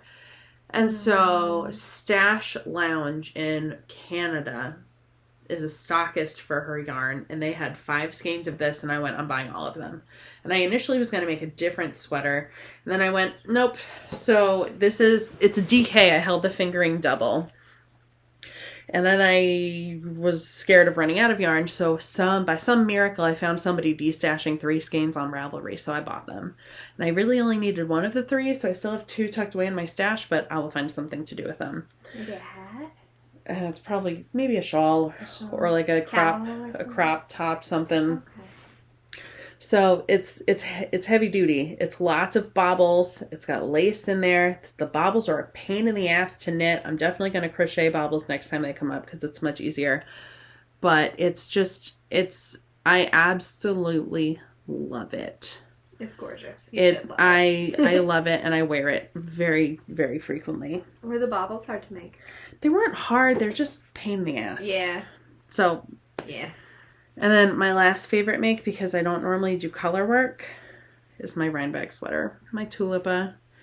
So Eleanor Mortensen had a pattern test for this in May, and I went, no, I'm not going to test this pattern, but I kept tabs on it because I'm like, I need to make this.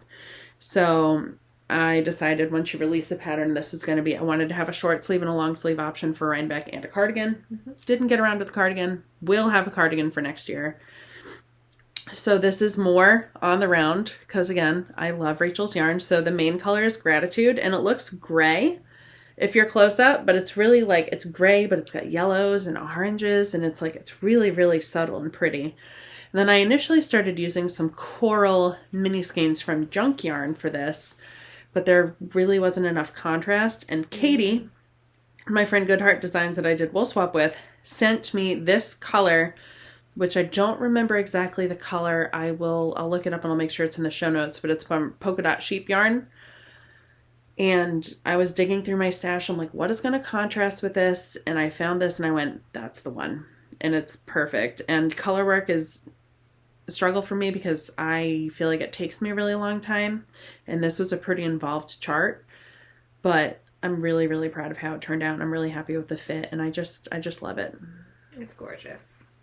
So that's my top 3 from 2022. My top 3, I've got them on.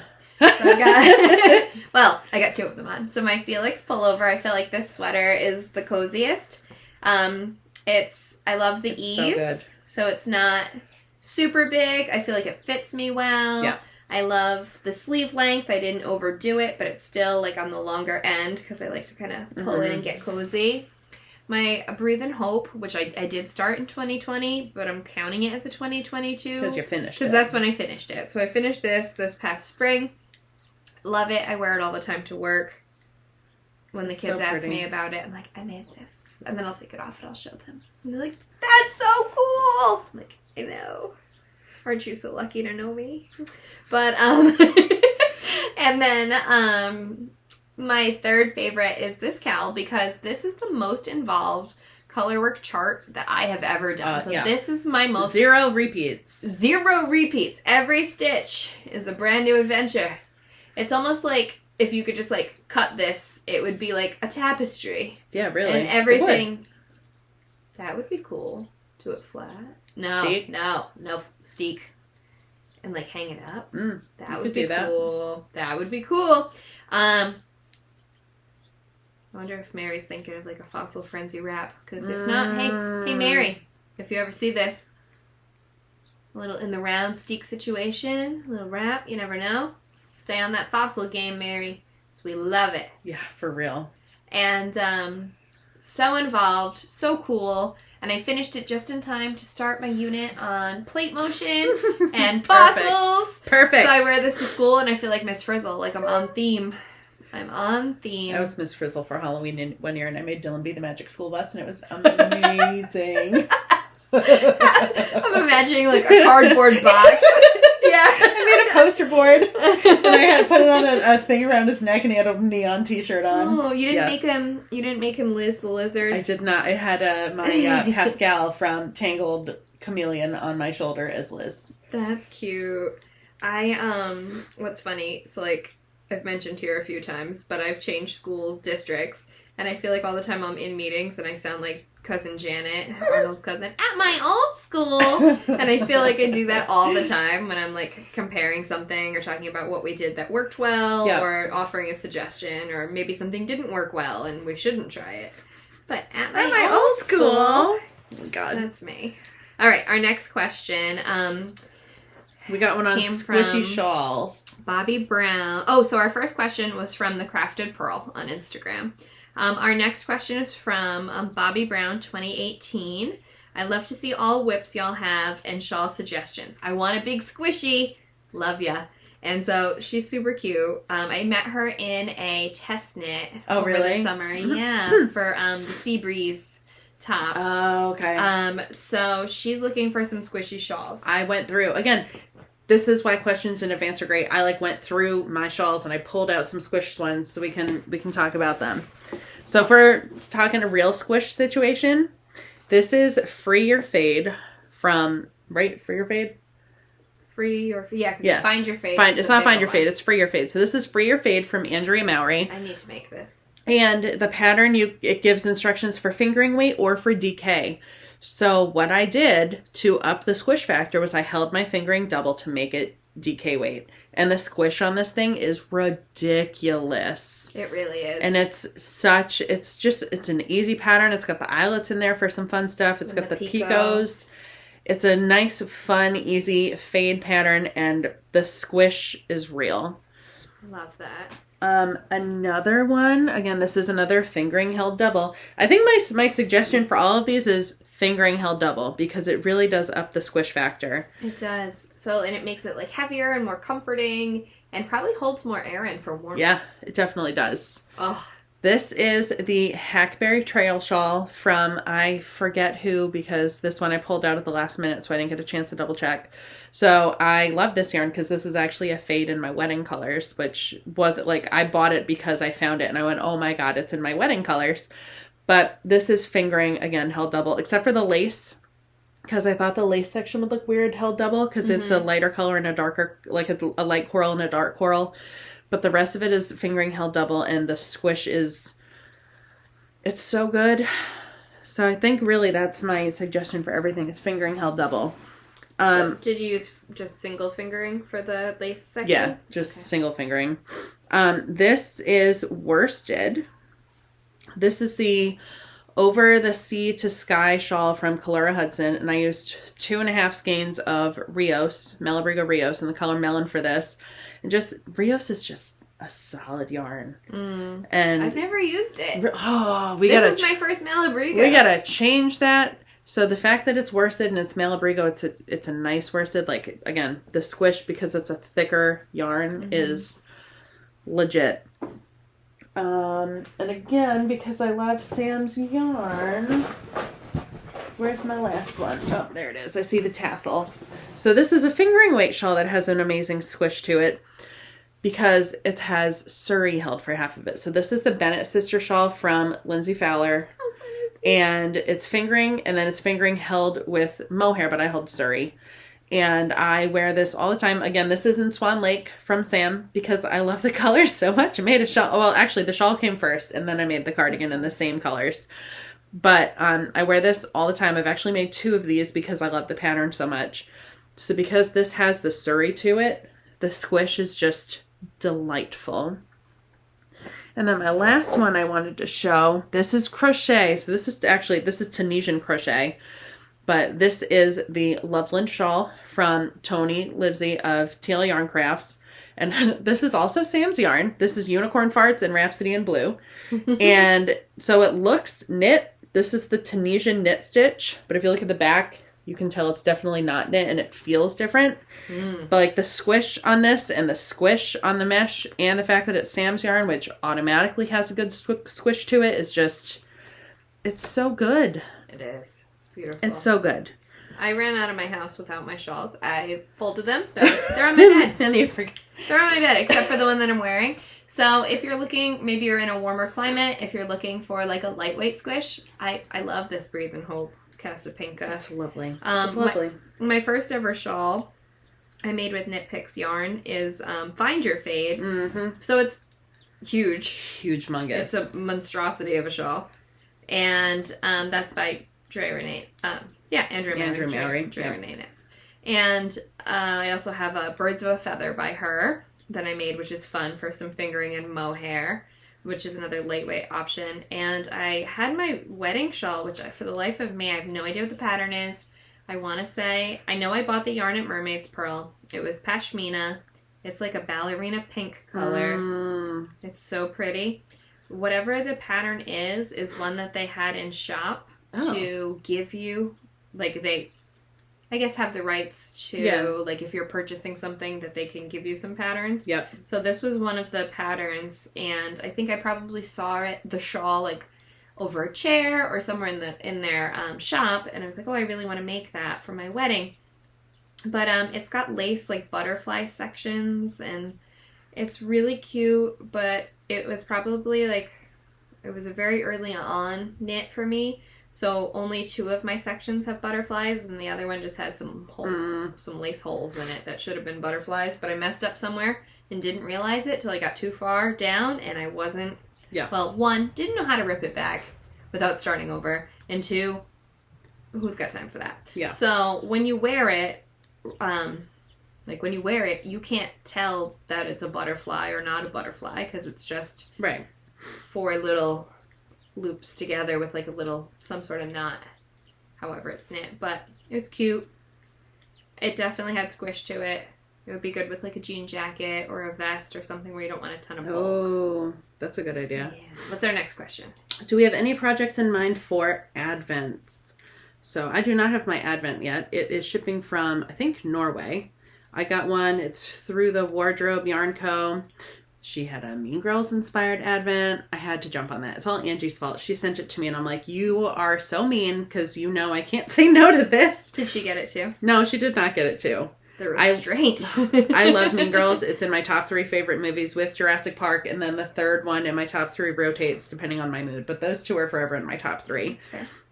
And it is a Hocus Pocus in the fall. Hocus Pocus in the fall. You know, Ever After sometimes makes its way in there. Or Dirty Dancing when I'm in a mushy mood. Sometimes it's Pirates of the Caribbean, usually in the summer.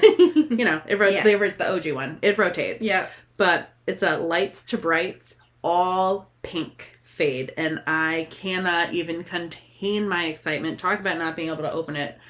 And I also ordered a project bag. So I got 24 minis and then 1 big skein and the project bag and whatever other goodies come with it. And I am struggling this year because I definitely, sometimes, I've gotten Advents before, but I've gotten a couple mini Advents. So my Juniper Cowl I showed last week was a 12 mini skein Advent. I have a Schitt's Creek Advent also from Dana that I don't know what I'm going to do with yet. I have an Office Advent also from Dana from the previous year, Dana's Harbor Fibers. That one's going to be a Luminaria shawl, which is also a Lindsay Fowler pattern. Haven't made it yet. That's my 2020 Advent. I'll get around to it eventually. So the Luminaria is great for a mini Advent. For big Advents, I'm not sure. I think I want to do some sort of like big wrap this year so I can wrap myself in pink and just be happy. On Wednesdays, we wear pink. I will wear it every day. I am not limited to just Wednesdays. But really great patterns for Advents. What are the ones that I specifically said? I don't know because I typed them on the computer that we're using for recording. The Ingrain Solstice shawl from S Knits. I really like how that turned out last year, and that was meant for a fade. It's for 21 mini skeins, so I'd have 24, so it would be a little bit, I'd make it a little bit bigger. The Astrid Pillow, which is my crochet class that's coming up at the yarn shop. I showed it last week. That would be a great use for a 12 skein mini set because you're making all the different granny squares. A Juniper Cowl, again, that's what I did with one of my Advents from last year. So there's tons of great options out there. I personally feel like there are more options for like minis than full just because it's a lot of yarn with a full Advent. But we'll see. I don't have a plan for my Advent. I am going to follow the directions in the box. There we go. Next question. Why can't I follow a pattern? This is from Sherry Nani, my mother-in-law. Why I think following a pattern is tough is because there's a lot going on. So what's important when you're looking at a pattern, you want to read through. Before you do anything, read it through. Completely to decide if this is something you truly want to make. Look at if there are any special stitches that you understand how to do that. Right. The terminology might be different. So there's usually an abbreviations glossary somewhere in the pattern that can let you know like what. So like I remember the first time I saw TBL or KTBL. You're like, what the heck is that? And then I see, oh, in the glossary, that's knit through the back loop. But I still didn't really understand what that meant. So I Googled it and I found like a YouTube tutorial. So like if you go through and you figure out what the abbreviations mean and how to do them, that's a lot of help. Yeah. And I would also recommend deciding if you're comfortable, if there's any chart work. So I'm not comfortable yet reading lace charts. If I have a pattern with a lace chart, I will write it out. Really? Yeah. But color work charts, I do think colorwork charts are easier because it's the same stitch. You're just changing the colors. Okay. Laces, you do have all like the weird things going on. Yeah, like it'll look like a slashy, like a diagonal line, or like I understand like a circle's a yarn over. Like I got that, but I do agree. There's definitely more going on in the lace chart. Right, and so like not to say that someday I won't learn how. It's just I haven't wanted to yet. So I've and sometimes it depends on what you're making. Like if you're trying to make a garment for the first time, like a sweater, and there's different pieces. And we've been talking so long, the camera's like, sorry, we're going to sleep. There's no activity here. But lost my train of thought. Garment for the first time. Yep. There's a lot going on, and you want to decide, like, do you want to start top down, bottom up? Do you want something that's going to be in pieces that you need to seam later? Or do you want it to be seamless? And that would require you to pick up some stitches or to... There's probably some short row shaping in there. Depending on your bust, there could be bust darts to increase the room in the boobie area. I do love bust darts. There could be like a split hem or a specific type of bind off. And it's almost like as you get comfortable with certain things, you learn. And I try to pick a pattern, aside from all my test knits. When I pick something to start, I like to learn a new skill each time. To try to, like, add to my repertoire. Mine is, I just look at it and I'm like, yeah, it looks good, I'll go for it. If it's a little bit out of my reach. Nope. Like, like my Franca cardigan had a weird construction, and I remember going to Justine at Skein Yarn Shop, and I'm like, Justine, you might have to help me out with this. But I was able to figure it out. So. That's true. You could always go to your local yarn shop, and, like, maybe even if you're having trouble. Like, I know at Skein, like, they have Stephanie. She does private drop-in knit lessons a few days a week, and she'll probably, I know she helps you figure out how to put a pattern together, but she could probably also help you learn how to read it. If you're looking for someone to spend some more time with you, like, to do that kind of thing. And if you're local and you want to do that with crochet, then hit me up, because I do offer private crochet lessons in addition to teaching classes. And if you're local, I would say go to Skein for knitting. Yes. Don't ask me. We're a little biased. Yeah. Let's see, what's our next last one? question. Okay. Or, sorry, second to last question. Favorite yarns. I've already talked about them. Beachy Breeze. Like, seriously, half of my cabinet is Sam's yarn because she's amazing at what she does, and her colors are just on point every time. And I've been buying Sam's yarn. This was my first yarn I bought. I was still pregnant when I got this yarn from her, so this was like 2020. And now we're approaching 2023, and her yarn has just gotten better. Like, not that her beginning yarn wasn't good, right? But it's just gotten better. So Sam for sure is at the top of my list. On the round, Rachel, her yarn is just amazing, and it's like, it's consistent. Like, it's always good. And with Sam and Rachel both, like, I have met them. Sam's, like, been to my house before. I got to meet Rachel. I got to go to her studio a couple years ago. It makes me so happy when the people whose yarn I love are just the nicest people. Like, it just reaffirms my choice that, yes, this is a good decision. And it just makes me want to spend more money with them because I know that they're just lovely. Yeah. You want to support their business. I do want to support them. So they both get a lot of business from me. I know we both love La Biana May. We do. The colors. Her colors are just, like the shawl I was wearing in our last episode, that Flora Morganite, like that neon pink color, just, it's just so good. It is good. Let's see, I made notes. Surrey. Love Surrey. Love Surrey. Love the fluff. Love the warmth. Anything with Surrey. I generally tend to, if I'm buying indie dyed, hand dyed yarns, I tend to go more towards the variegated and speckled route. If I want tonals, I usually go with like Knit Picks or Barocco, unless it's like a really special tonal, like the Explorer Knits green. Like, I haven't seen that green anywhere. There's a yarn from Sam that's called, Winter Nights. It's like this blue that almost glows. It's such a dark, deep, nice blue. Like, I'm gonna buy that from Sam. But I generally tend to go towards like more variegated and speckled yarns when I'm buying hand-dyed stuff. Not if they work up really stripy, which is a problem I've been seeing with some dyers lately that I'm not gonna name names, but I'm not super thrilled with how some people are dyeing their yarn lately. And lately, because it's cold outside, I'm digging like squishy, bulky. Like I just finished this. This is worsted weight. I got some Knit Picks because Knit Picks has a sale going on right now. I got some bulky yarn to make a cardigan. So like real like squish. I'm all about it. Love that. Some new to me yarns that I really enjoyed working with.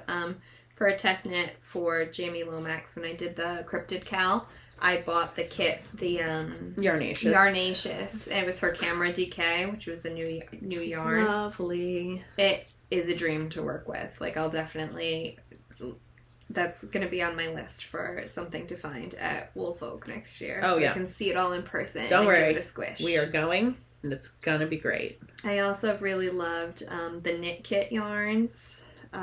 Summer Camp Fibers. Mm-hmm. The Knit Kit. They're Also at Cakepalooza. So bright, so beautiful. Love them. That's what I made Brielle's Kindra hat out of. Yep. Love the colors. Love the speckles. Love the bright pops. Yep. Love that. So those are some new to me ones. What else did you say? Barnyard. Barnyard, yeah. Barnyard knits. I've used that. I have a couple of her fade sets that are just gorgeous. I used a fade for my Find Your Fade? So Faded. So Faded. So Your Faded sweater that I wore last week. My first sweater on our first episode. But yeah, I loved that yarn and how it knit up. I have some more in my stash. Some of it's actually going into the Ursa, I think. Oh, okay. My giant Ursa, which I could probably bring to work on next time. Yeah, we can definitely talk about that next time. Giant Ursa. We had one last question. It's like, what comes first, the pattern or the yarn? Yeah, so what comes first? So I'm going to read the question in its entirety because it was a good one. Which comes first? This is from Donna. Donna's come to Fiber Foodies the last couple of times. She's wonderful. So I hope this helps. So she said, which comes first? I love this yarn and what can I make with it? Or I love this pattern and I need to find some yarn. Me, it's normally I see yarn I like and I go, oh. So what pattern can I make? And I will only buy the yarn if I find a pattern that works with it. I used to be, like Kate said at the beginning, like, you know, oh, this is pretty. Let me buy a skein of it. And then my cabinet is full of, like, single skeins of fingering weight yarn that I'm never going to do anything with. Mm-hmm. So I try to be, like, especially lately, I've been trying to be better about, like, I'm buying this for this specific project. I'm not just, like, spontaneously buying yarn. I will find a pattern to justify buying the yarn. But I'm not just going to buy a sweater's quantity of yarn with no pattern in mind. And some things, like, I know exactly what I'm going to do with them. And some of my sweater quantities, it's like, well, I initially bought it for this, but I'm actually thinking I'm leaning more towards this now, and it might change again. Mm-hmm. So, it might fluctuate, but when I buy the yarn, I do have an idea in mind of what I'm going to do it with. I don't just buy a sweater's quantity off for no reason. Mm-hmm. If it's, like, 2 skeins of fingering weight, then I can definitely find 2 skeins of fingering weight for a shawl. Like that is a much easier thing to be like, I'll find something. But when we're talking sweater quantities, no, I have to have an idea in mind. Right. And I would say I'm the same. So early on, when I first started knitting, I learned about the world of indie dyed yarn. And rabbit hole that I never came out from. And I kept seeing things and I was like, well, if I don't get it now, I'll never see it again and I'll never get it. So I purchased a lot early on, and so Same. I have a pretty decent stash. This summer I did destash a lot, things that I didn't think I would use, and I tried they don't spark joy. And I did start a scrappy Ursa, so where I held 6 strands of fingering together. So that's gonna eat up 12 skeins of yarn. Nuts. From all the things that I bought 2 of. And then I learned, I can't really make a sweater out of 2 skeins of yarn. I need more yardage than that. What am I going to do? So now I try to be more mindful with my purchases, and I need to have a pattern.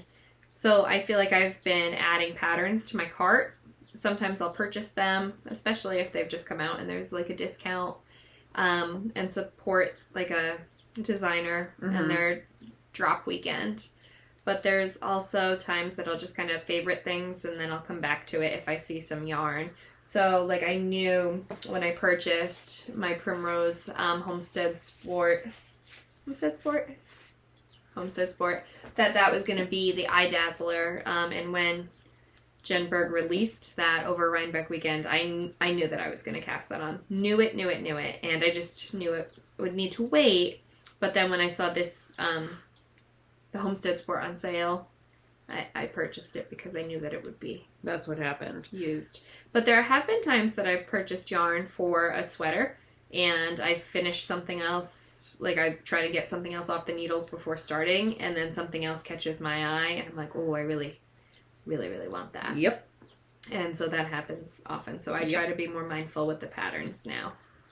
Or even then just knowing like, okay, like I'm buying this for this pattern. Like I really do like it, but something else. Okay, but it's like the same amount of yarn. So, you know, I know for me, 6 skeins of DK weight is, I can get a sweater out of that. I usually maybe need 5. I like having the extra just in case. I can always make it longer. Mm-hmm. So like when I buy a sweater's quantity, I always buy 6 skeins of DK or like the whatever. I don't buy yarn for fingering weight long sleeve sweaters because I don't have a death wish.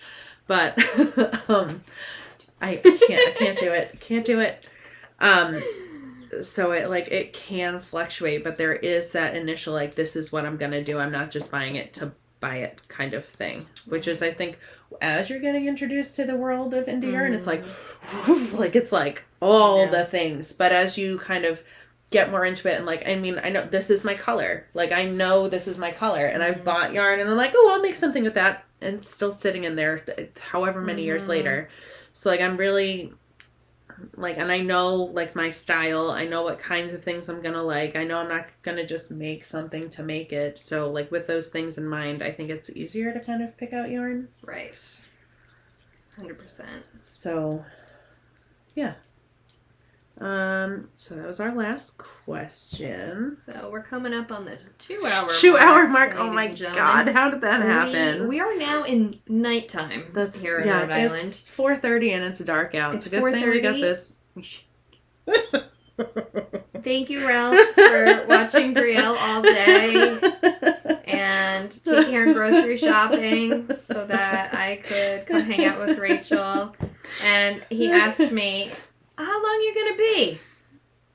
Hour or 2?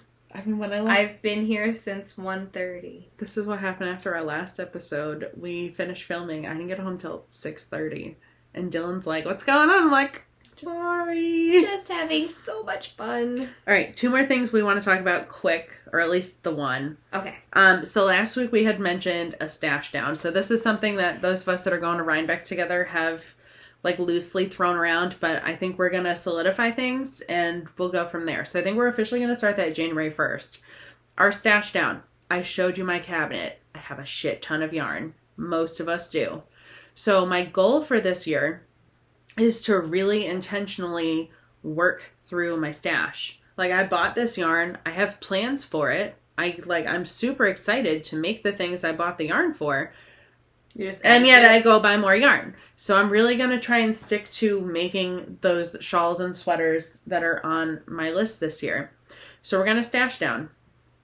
And, you know, we're going to keep track of yardage. I think is going to be the easiest way to do it. I was going to say, should we do yardage? Yardage. Skeins, because not all skeins are Not all created skeins equal. are equal. So I think keeping track of yardage, you know, if you hold mohair and fingering, you get to count the double yardage.